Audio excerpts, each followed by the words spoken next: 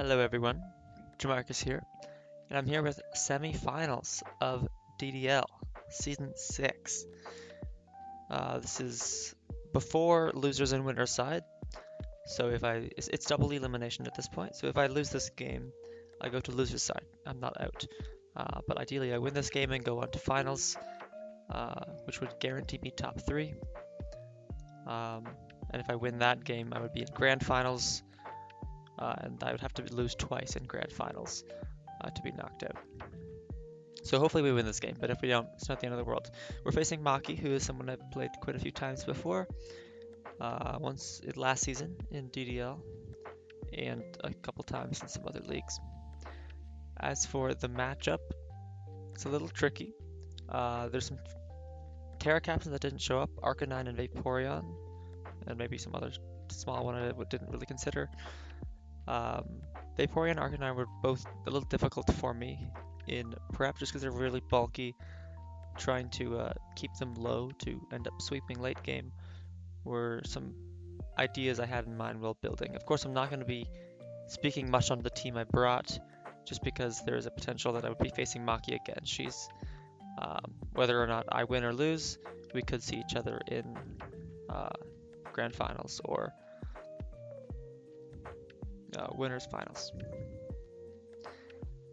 So, let's take a look.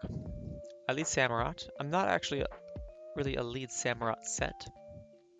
My hope with my lead Samurott was to lead into Torn, but it didn't work out that way. So I do stay in here just because I'm like, okay, I live any hit from Garchomp. This is Mega Garchomp, by the way. So I stay in, and I'm like, okay, there's not really a great Dark resist. There's also no Water resist because Vaporeon did not show up, and there's also a Vileplume on the bench. And I thought Vileplume might show up because bringing your Poison type into Iron Val is usually the most immediate, the most immediately obvious counterplay to it. But my opponent also has Golden Go and Tapu Lele, and even Manabuzz can take some hits fine enough. And they have faster Pokemon in Zeraora and Tornadus, so it's reasonable enough that Vileplume didn't show up. So I do just click Ceaseless Edge this turn. I figured, okay, if you go Manabuzz, I'm okay with that, and nothing else really likes taking Ceaseless Edge. So I just click that, and I do connect, which is great. I do 63%, really great damage, and I do get the spike up as well, which is nice. This turn, I thought quite a while. I'm like, okay, I can either stay and just die to Plasma Fists. Obviously, that sucks. I can hard read and go into my booster speed Iron Treads, which is an option, but then that kind of just lets in Manabuzz, and then they're going to defog. I don't really gain that much out of that play there. So I actually decided to go Sinistra, and Sinistra is incredible this matchup. I'm Terra Electric, which kind of 6-0s except for the Garchomp, because looking at like a Calm Mind Terra Blast Electric Sinistra with Shadow Ball, there's not really a lot that beats it. Maybe like Psyshock Specs Lele can OHKO it, or at least do a lot of damage. But yeah, if I can deal with this Garchomp, my Sinistra looks really good. With that being said, I feel like I have to go into it this turn, because I don't really love going into anything else. Glamora's getting 2-shot. I mean, maybe my Victini lives 2 Plasma Fists, I'm not sure, but Plasma Fist into knockoff might just kill. So I do just go Sinistra. And an unfortunate play gets clicked of Toxic, which makes a lot of sense because Sinistra is a really obvious switch into Zeraora. There's not a lot that Zeraora does to Sinistra otherwise. Knockoff wouldn't 2-KO me, and I'd be able to strike sap them back, heal back to full. So that gets clicked, unfortunately. This turn, what do I click here? They Volt Switch out. Did I just click Shadow Ball this turn? I really don't remember. I do. Yeah. So Shadow Ball gets clicked. Totally fine. Manabuzz came in, which was really surprising to me. Maybe they thought I might not have Terra Blast Electric. But I'm specifically Terra Electric to be able to hit Manabuzz, whereas otherwise I'm kind of walled by it. So I just click Terra Blast Electric. There are 2 Electric immunes on the bench. But at this point, I don't really want to start predicting around this Manabuzz. I'm just going to click Terra Blast Electric, and it pays off very well. I figured, okay, they might want to defog, so I think there's a decent chance they want to stay in anyways. They actually just click knockoff though, which is totally fine with me. I'm shook up, which is kind of designed to help trade into Garchomp, um, but it's not going to end up being useful this game. This turn, I thought quite a while, because I thought, okay, I can Terra Blast again, but now they know I have it. They have two electric immunes that are really obvious to go into. Garchomp's like a really safe switch in, because you can, even if I predict and click Shadow Ball, um, you can tank that somewhat well and then kill me back. Also, if I click Strength Sap, you still kill with Earthquake after the toxic damage. So I thought about clicking Strength Sap here, predicting one of the electric immunes to come in, but I didn't. I actually just ended up clicking Terra Blast because I figured if I Terra Blast into Garchomp or Zeraora, that's okay. Um, if Garchomp comes in, I can get a lot of damage with Samurott.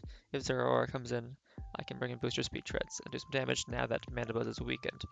Um, so that is why I click Terra Blast this turn, and they actually just stay in, which is great for me. Now this thing's dead. That is their only Dark Resist, so Samurott is looking very good at this point. It's also really the only thing that loves taking hits from Treads. Uh, Torn doesn't love taking Heavy Slams or Ice Spinners. Maybe Heavy Slam's actually kind of weak. I don't remember. But everything else I hit quite hard. In comes Garchomp to Revenge Kill me. I'm not saving this thing at this point. I also don't have a ground resist at this point in the game. So nothing wants to take an Earthquake on my team. So I do just sack. They Scale Shot, which is a little scary. At this point in the game, I was thinking, okay, I like where I'm at. I have a Spike up. Zeraora is chipped. I've really only lost, I've actually only lost Atlas Nisha. I've revealed pretty much nothing else. I can either go into my Booster Speed Val or Treads, which will outspeed this and threaten it out. Booster Speed Treads Ice Spinner, once they Mega, wouldn't kill actually, even despite the -1 defense. I don't have a whole lot of attack investment. Iron Val could come in and Revenge Kill this with Booster Speed or Scarf Moonblast or whatever, but I figured Gold's still like a reasonable switch in, and I don't want to burn my Booster Speed quite yet because I really need it to be faster than Zeraora and Torn and a potential Scarf Lele, which I'm very much thinking could show up here. So I actually just go into Samurott. I kind of replay the opening sequence, but this time they're -1 defense, so I do even more damage. And I thought for a while, okay, I can play Caesar's Edge and get another spike up. But I recognize, does that extra spike really help me this game? How important is it? I don't know if it's Zero or is Boots. It came in as I clicked Caesar's Edge. And I don't really know anything else about the team. I just know Garchomp is Mega, so it's obviously not Boots. The extra spike might give me a bit more damage on Golden Go or Tapu Lele, but I figured just click Aqua Cutter, get guaranteed damage. There's no reason to risk missing. Because given that I have no ground resist, I need to be careful around this Garchomp. If I miss Ceaseless Edge as they click Swords Dance randomly, it looks really bad for me because they kill me with Scale Shot. Now they're faster than everything at Oku everything. And I don't have the priority to take this thing down from this HP. It would kind of force me to go hard into Val on a predicted Scale Shot to prevent them from getting the extra speed. But if they just Earthquake my Val and kill me, now again, Treads doesn't kill. Yeah, again, just a terrible spot. So get guaranteed damage was the play I went for. I live anything, Earthquake gets clicked, comfortably live. I think 5-hit Scale Shot with like all max rolls could have killed me, but pretty comfortably living that. And Aqua Cutter actually just gets a crit and kills them. Like, that crit absolutely mattered. I would not have killed without it. Had that not gotten a crit, I would have had to go hard Val to prevent them from getting a Scale Shot kill on me. I would have lived in Earthquake because they'd never got a Swords Dance off. I would have been able to kill them. But I'll take the crit for sure. Keeps my Val healthy, and I don't need to use a potential booster speed. In comes Torn to Revenge Kill me. I'm perfectly fine with this. There's no reason for me to sack my Samurott, so I can go into my Glimmora, which was my planned switch into Tornadus. They do U-turn as expected, and I'm a very quintessential red card Glimmora. That was my plan for the lead sequence, was to lead Samurott into a Torn, really free U-turn for my opponent. I go Glimmora, Toxic Debris up, and red card, and hopefully get out Tapu Lele or Garchomp and toxic them, or poison them rather. It didn't work out that way, but it worked out in this mid game here. Zero Aura is revealed to be boots. Plasma Fist gets clicked, I comfortably live that. Nothing Zero Aura has is going to kill me there, so I just click Earth Power for the kill. I figured if Torn comes in, I don't really care. Nothing else really loves taking Earth Power. And if Torn comes in, it's just a free power gem. So, Leafy turn for me. I could have flicked Rocks as well, but I don't think that's really a necessary play to go for. In comes Golden Go. I'm going to be able to see if this thing's Choice Scarf. It's not Boots. I am quite fast on my Glamora, so I'll be outspeeding any Golden Go unless they're Choice Scarf. So I get to see if they're Scarf here. And they're not, so I get Earth Power damage, which is really nice. Gonna help put this thing in range of a coverage move on Val. Despite that, though, I do just go into my Victini. There's no fire resist, so it's a really free blue flare for me. At this point, I'm thinking I'm in a really good spot in this game. Blue flare picks up a kill. In comes Torn. And at this point in the game, I'm thinking, okay, my Iron Treads kind of just wins the game. They struggle to kill it in the first place. And I do have Heavy Slam, so I can Oko Tapu Lele. Even if they're Choice Scarf, I will kill. And then as long as I get a little bit of chip on the Torn, they'll be in range of Ice Spitter. So I just click Blue Flare. They defog totally fine. I don't think the Toxic Spikes are going to be necessary for the Tapu Lele. Blue Flare does a whole lot of damage. I get the burn, which is nice, but it's not really going to matter. And at this point in the game, I can just click a slow U-turn, live whatever they go for. I guess if they were Hurricane, they get the full confusion.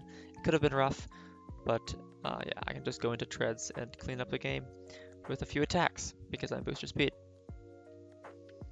I was pretty close to bringing Assault Vest Iron Treads, but I switched to Booster Energy Speed last minute, and I'm very glad that I did. So a really commanding win in semifinals here against Maki. Certainly got lucky with the Aqua Cutter, but I think I was in a pretty solid spot either way. I'm glad I didn't reveal a whole lot of my team.